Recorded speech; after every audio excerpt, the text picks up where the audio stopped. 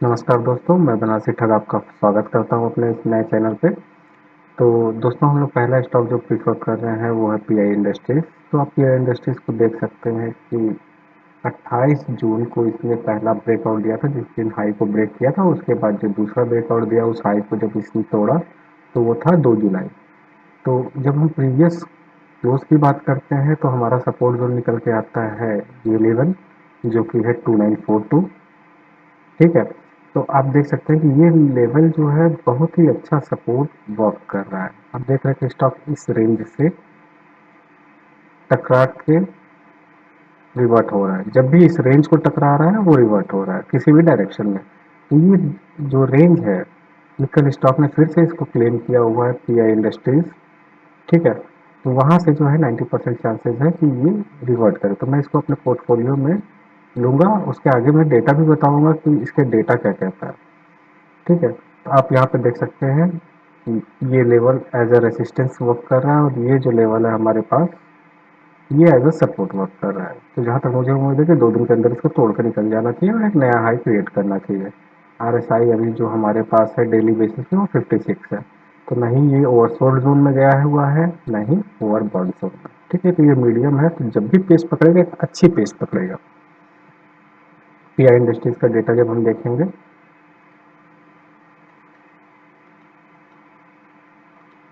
तो डेटा हमारे पास ये निकल के आता है। आप देख सकते हैं कि पिछले 3 दिनों की डिलीवरी, ये इंक्रीमेंटल डिलीवरी है दोस्तों। 3 दिन की डिलीवरी जो है वो इंक्रीज होते गई है, और कल की जो डिलीवरी परसेंटेज थी वो 52% है। और 2 दिन से लगातार ये 50% के अब डिलीवरी उठा रहा है ये स्टॉक। ये इंक्रीमेंटल डिलीवरी है। हाँ, जिन भाइयों को नहीं पता है कि इंक्रीमेंटल डिलीवरी क्या होता है, वो मेरे ट्यूटोरियल वीडियोस को रिफर कर सकते हैं। वहाँ पे आप देख सकते हैं how to calculate this type of delivery percentage. ठीक है। तो इसलिए मैं इसको अपने लिए प्रीफर कर रहा हूँ कल के लिए। 3 दिनों की इंक्रीमेंटल डिलीवरी, पिछले 5 दिनों में 50% के ऊपर 3 बार डिलीवरी इस भाई ने उठाई हुई है। जो दूसरा स्टॉक हमारे पास है वो है नवीन फ्लोराइड। नवीन फ्लोराइड इंटरनेशनल लिमिटेड, नवीन फ्लोराइड भी नाम से जाना जाता है। इसको मैं जब जूम करके दिखाऊं तो RSI इसका 75 है। ठीक है फ्रेंड्स। लेकिन केमिकल स्टॉक में जो है बूम के चलते अब मैंने इसको प्रेफर किया हुआ है। और RSI 75 का मतलब ये नहीं होता है कि स्टॉक जो है ओवरसोल्ड जोन में जा चुका है। इसका मतलब ये है कि स्टॉक में बहुत ही हाई मोमेंटम हो रही है। ठीक है। ओवरसोल्ड जोन जब भी जाए, तो अगर स्टॉक इन्वर्टेड हैमर से क्लोज हो या इस तरह की चीज़ें हो, या बियरिश इनगल्फिंग से क्लोज हो अपने हाई पे, इसका मतलब ये होता है कि हाँ, ये ओवरसोल्ड जोन का एक लेवल आ चुका है। ठीक है। ओवरबॉट जोन का। तो ये जब मैं क्लोजिंग बेसिस पे इसको देखता हूँ तो ये जो लेवल मेरे सामने निकल के आ रहा है, ये एक ब्रेकआउट है इस पर्टिकुलर रेंज से। आप इस रेंज को पकड़ लीजिए। आप देखिए इस रेंज को जल्दी, पिछले 5 दिनों में ये स्टॉक ने नहीं तोड़ा है। जो रेंज निकल के आ रही है लोएस्ट रेंज वो 323821, और हाईएस्ट जोन जो आ रही है वो 3892 है। तो ये एक ब्रेकआउट है। तो आप ओवरबॉट कब प्रीफर कर सकते हैं? जब ये 80 प्लस रहे। ठीक है। आप देखिए जब भी स्टॉक मोमेंटम में है ये 80 प्लस जा रहा है। ठीक है फ्रेंड्स। तो अभी जो है 75 है। तो अभी चिंता की कोई बात नहीं है, ये ब्रेकआउट देना चाहिए और एक अच्छे लेवल को कल टच करना चाहिए। हाँ, ये हो सकता है कि एक अच्छा 4-5% के ऊपर जाके प्रॉफिट बुकिंग आ जाए स्टॉक में। आवली चार्ट्स पे अगर हम देखें तो आप देख सकते हैं कि आवली चार्ट्स पे बिल्कुल ही विजिबल है कि ये जो रेंज है, तो इसको जो स्टॉक ने है ब्रेक करने की कोशिश की, हाई बनाया और उसके नीचे क्लोज हो गया। तो बहुत ही माइनर सी वेरियंस है ब्रेकआउट के लिए। तो ये हो सकता है कि ये स्टॉक 0.5% नेगेटिव जाके अच्छा सडन बाउंस बैक दे। ठीक है फ्रेंड्स। इसका डेटा क्या कहता है वो हम चेक करते हैं, क्योंकि डेटा भी बहुत ज़रूरी है पिछले बैकअप के लिए। हाँ, तो जिस तरह से उसमें 3 दिनों की इंक्रीमेंटल डिलीवरी हुई है, इस स्टॉक में भी 3 दिन से इंक्रीमेंटल डिलीवरीज हुई है। जिन भाइयों को नहीं पता how to calculate incremental deliveries, और इस वीडियो को मेरे रिफर कर सकते हैं जो प्लेलिस्ट में पड़ी हुई है, कौन बनेगा एनालिस्ट नाम से। ठीक है फ्रेंड्स। तो ये इंक्रीमेंटल डिलीवरी पड़ी हुई है। इंक्रीमेंटल डिलीवरी का मतलब है कि पिछले डिलीवरी के कंपैरिजन में आज कितनी डिलीवरी उठी। ठीक है। तो मैं इसको भी अपने लिए प्रीफर कर रहा हूँ। तीसरा स्टॉक जो है वो डी स्लैब है। बेस लैब को मैं इसलिए रिकमेंड कर रहा हूँ अपने लिए, क्योंकि जब हम इसके लोएस्ट जोन को देखेंगे, कल के लोएस्ट जोन को, तो आप इसको देख सकते हैं कि स्टॉक जो है यहाँ से भी सपोर्ट लिया हुआ है। जो डेट थी हमारे पास 9 जुलाई, सॉरी ये अर्ली चार्ट है, हाँ 9 ही जुलाई है। ठीक है, तो ये जो हमारे पास जोन निकल के आ रहा है, ठीक है, तो आवरली चार्ट पे इस स्टॉक में सपोर्ट से बाउंस बैक दी हुई है। ये देखिए आपके पास, ये जब लो को हम मैच करेंगे तो ये सपोर्ट है, और इसी का जब आज की क्लोजिंग जब हम बनाएंगे तो आप देख सकते हैं ये एक क्लियर ब्रेकआउट है। ठीक है, ये एक पर्टिकुलर 4 दिन के हाई के रेंज को इस स्टॉक ने ब्रेक किया हुआ है।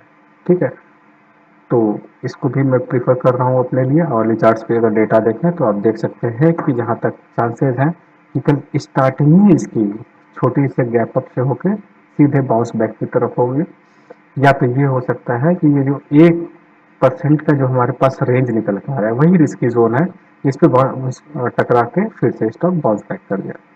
ठीक है फ्रेंड्स, तो ये दो जोन निकल के आ रहे हैं, और अगर ये हाई ब्रेक करता है तो एक बहुत ही अच्छी मोमेंटम इसके पास रखी हुई है। ठीक है, आप ध्यान से देख रहे हैं चार्ट को, इसका जो डेटा कह रहा है डिविस लेबोरेटरीज, आप ये देखिए 3 दिनों की इंक्रीमेंटल डिलीवरी है। यहाँ से आप देखिए जिस रेंज को मैं सिलेक्ट कर रहा हूँ, 3 दिनों से इंक्रीमेंटल डिलीवरी करके डिलीवरी परसेंटेज 45, और पिछले दिन की डिलीवरी परसेंटेज जो थी वो 37% थी। ठीक है, RSI जो है 73 है, और जब तक RSI 85 के पास नहीं जाता तब तक आपको टेंशन की कोई जरूरत नहीं है। हाँ, ये फिर से पिछले वाले स्टॉक की तरह हो गया है कि अगर 4-5% ऊपर जाता है स्टॉक तो आप गिव अप कर सकते हैं। अब Glenmark pharmaceuticals next stock, RSI 58। जब हम इसके एक पर्टिकुलर रेंज को बात करते हैं कि what should be risky range,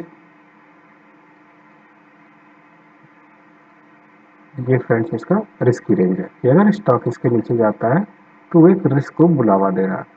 ठीक है, और आप इस रेंज को अगर देखें कि जिस रेंज पे आज स्टॉक क्लोज हुआ है, तो वो जो रेंज है वो करीब 7 या 8 दिनों का मैक्सिमम रेंज है। ठीक है, तो जरा सी एक पॉजिटिव मूवमेंट मीन्स 0.5% जैसे ही स्टॉक ऊपर जाए वहां से एक बहुत ही अच्छी मूव इसकी रखी हुई है। ये बहुत ही ज़्यादा ऊपर जा सकता है, क्योंकि ये एक लाइफ टाइम हाई क्रिएट करेगा। RSI 58, इसका डेटा क्या कहते हैं ये हम देखते हैं।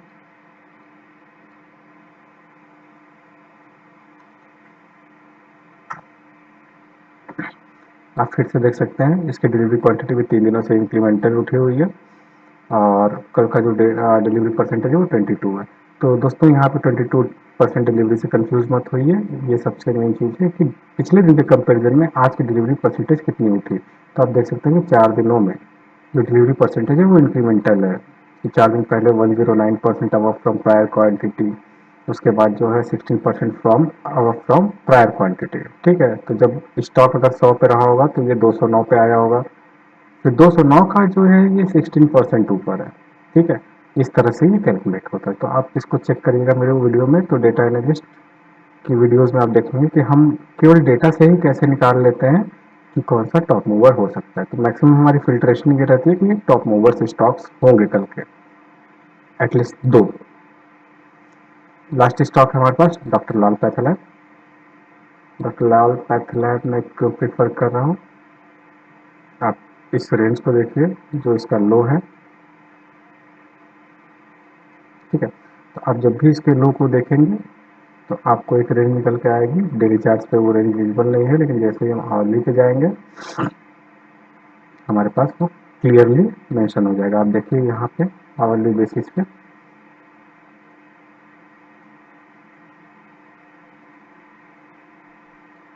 ये देखिए फ्रेंड्स, ये जो लो है और ये कल का जो लो है वो एक रेंज है हमारे पास, जो इसको हम कह सकते हैं कि ये रेंज पे जब भी स्टॉक आ रहा है ये बाउंस बैक कर रहा है।